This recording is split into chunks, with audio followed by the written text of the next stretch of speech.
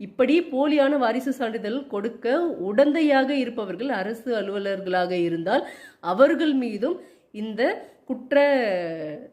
குற்ற செயல் தொடர்பான வழக்குகள் பதிவாகும். அது மட்டும் இல்லை, இப்படி ஒரு போலியான விஷயத்தை அரசு அதிகாரிகள் தெரிந்து கொண்ட பிறகும் அவர்கள் காவல்துறையில் புகார் அளிக்கவில்லை அப்படின்னா அவர்கள் மீது துறை ரீதியான நடவடிக்கை எடுக்க வேண்டும் அப்படிங்கிற ஒரு கருத்தையும் இந்த தீர்ப்பில் பதிவு செய்திருக்காங்க. அது மட்டும் அல்லாமல் வருவாய்த்துறையில் வருவாய் நிர்வாகத்துறை கமிஷனர் அவங்களுக்கு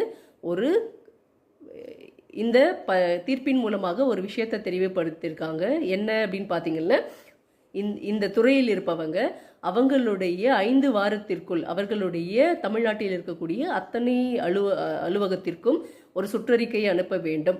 இனிமேல் போலியான தகவல்களை கொடுப்பவர்கள் போலியான தகவல்களை